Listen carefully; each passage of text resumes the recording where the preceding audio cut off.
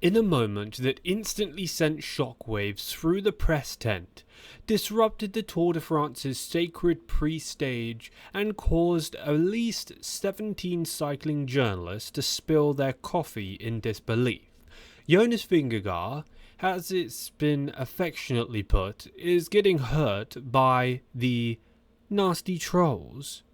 He took to the microphone on a pre-stage podium and uttered a phrase so uncharacteristically human, so emotionally charged, and so not a robot that it felt like the equivalent of a mic drop in a monastery. He said, quote, "I am not on social media, and I don't read any news." Oh my god. Wasn't it just a few days ago that he mentioned about the news were putting lies about his wife? What? Surely you'd have to read it to know that. Has anyone else checked the news lately? Yeah. Section 1. The internet gasps in collective shock. Cycling fans, journalists, and digital haters across the globe reacted with a mix of confusion, sympathy, and unbridled sarcasm. Within 5 minutes, the tweet, "Jonas says he doesn't read the news," had more engagement than Jonas has words per year. By the 10-minute mark, Cycling Reddit had already published a 7-paragraph amateur psychoanalysis titled "Jonas is in his monk era." And over on TikTok, teenagers had never heard of the Tour de France were suddenly posting lip syncs so dramatic that Trines leaked WhatsApp messages to Visma nutritionist. And yet, there he was. Jonas Vingegaard, cool as a cucumber on a Danish winter windowsill, admitting to what might be the biggest personality twist in the Tour de France since Froome ran up Mont Ventoux like a goose. Section 2. Why Jonas really turned off social media. Officially, Jonas claimed he did it, quote, to focus on the race. But unofficially, come on, this is 2025. Even Remco Evenepoel posts his lactate readings to Instagram before his chain cools down. If you're ditching social media in the middle of Le Tour, something big has happened, something personal and something probably involving Trine. Now, we're not saying Jonas is running from the online conversation around his wife's rumoured beef with Team Visma's entire strategic department, but we are apparently 100% enthusiastically implying it. For those not up to date, Trine, Jonas's ever-present and slightly mysterious partner, was allegedly heard saying during a dinner party, gossip session at the Visma team bus, quote, "Maybe Jonas should come home instead of riding for people who treat him like a wind-up doll." Boom. The moment that quote leaked, Jonas's online mentions turned into a war zone.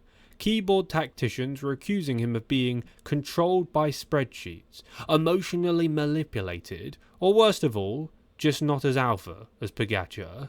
Let's be honest, those comments stung, especially the last one. Being called not alpha in pro cycling is the equivalent of being told your FTP doesn't matter, and for Jonas that's personal. So naturally he did the only thing left. He deleted everything. Well, from his memory anyway. Instagram? Yep, he doesn't scroll that anymore. Twitter? Vaporized. Strava? Silence. TikTok? Well, apparently he's gone back to reading books. Section 3. Theories behind the radio silence. Now let's dig into the real, sarcastic, and almost definitely untrue reasons why Jonas has ghosted the internet like it's Tadej Pogacar's mountain attack. Theory 1 is that Trine is causing nightmare with Visma. According to several sources, who, probably aren't exactly very trustworthy, there's been a rising tension between Trine and the upper management at Visma Leasebike. It allegedly started when Trine asked the team chief and the chef if her husband's rice cakes could include blueberries. The chef refused, saying it would destabilize the glucose matrix, and Trine responded by storming out and whispering, "Yeah, I bet UAE lets Taddy eat fruit." Since then, things have spiraled. She's been overheard muttering phrases like "Jonas isn't a robot" and "I'm not letting some Dutch guy with a laptop tell my husband when to pee." Word on the virtual street is that she sent an email to Visma suggesting Jonas skip a few races in 2026. to, quote, focus on being a father and a Danish national treasure, not a data mule.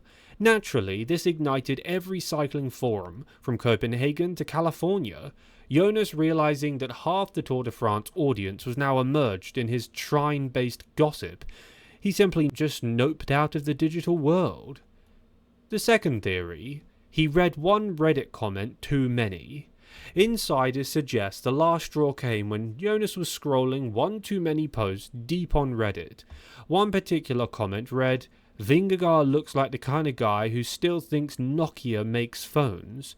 Another simply said, "Does Jonas even blink? Or does Trine do it for him? Has anyone filmed it?" And the most savage of all, "I bet, yeah, this is just getting way too far. We're not going to read that one."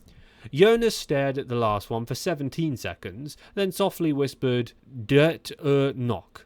That's enough," and threw his phone into the lake behind his team hotel. Team mechanics say they saw a splash. Section 4. How Jonas now communicates. With the internet plugged from his life, Jonas has allegedly adopted a new monk lifestyle during the tour. Here's how he's reportedly been managing his communications. Race radios. Still allowed, but only in Danish and only from his personal coach. Any mention of memes, gossip, his wife, or Pogacar's Instagram stories triggers a self-imposed penalty of 10 minutes on a stationary bike post-stage. Team meetings. Jonas now speaks exclusively through passive-aggressive whiteboard drawings of mountain gradients and emojis drawn with dry erase markers. Family updates. Communicated via Trine-trained carrier pigeon, codenamed Feather Guards. This is probably not real, but also, well, kinda cool to imagine. Section 5. The riders react. The Peloton, of course, has been immensely supportive, by which we mean they've been meticulously mocking him. So, Tadej Pogacar reportedly said, "No social media. How does he post photos of his bread? I thought that was the point of cycling." Tom Pidcock added, "We made a WhatsApp group called Jonas Offline Mode. It's just memes of him doing data analysis, while everyone else is partying." Wout van Aert definitely said, cough cough, "I miss when we used to talk about Watts. This whole Trine saga is giving me ulcers." Even Remco Evenepoel probably said, "He's lucky. If I went offline every time someone made fun of me, I'd be living under a rock in Belgium."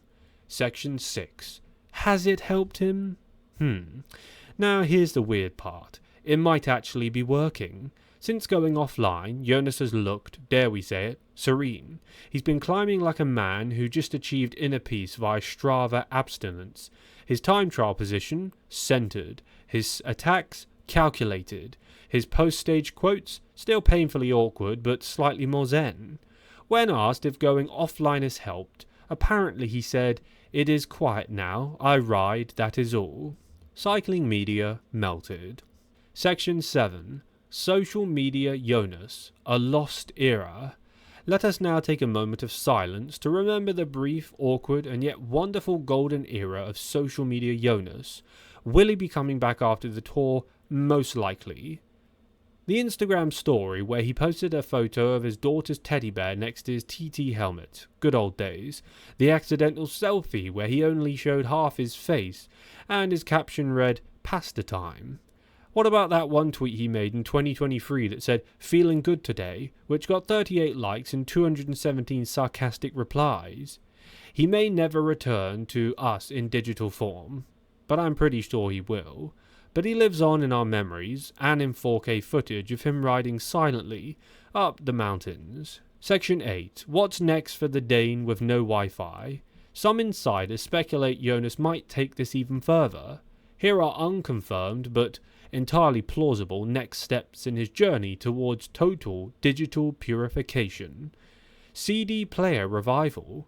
Rumour has it Jonas has requested a portable CD player for bus rides. His album of choice, Enya's Greatest Hits.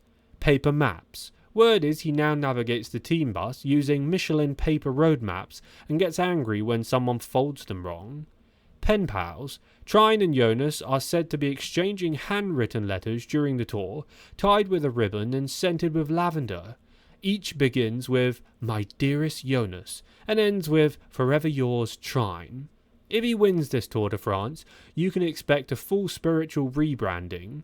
No longer the human metronome, he'll become the data-free Dane, his offline highness, Vingegaard vanquisher of screens. Conclusion: the peaceful warrior we didn't know we needed. So yes, Jonas Vingegaard, stoic, unreadable and slightly alien, has quit social media for the remainder of the Tour de France. He's stopped reading the news, he's living in a bubble of silence, emotion, and perhaps just a dash of existential dread. And you know what? Maybe we're the weird ones. Maybe he's not running away from the world, maybe he's running towards the only truth that matters. That no Twitter thread, no leaked WhatsApp transcript, and no TikTok of Tadej Pogacar dancing to Dua Lipa can win the yellow jersey. But 6.7 watts per kilo can. Namaste, Jonas. We're with you.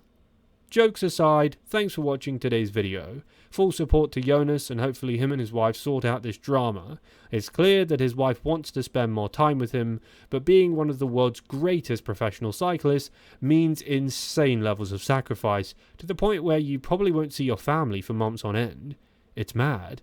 Subscribe to my channel if you're new to stay up to date with all of the cycling drama and news. Leave a like on today's video to show your support. I'll catch you guys tomorrow.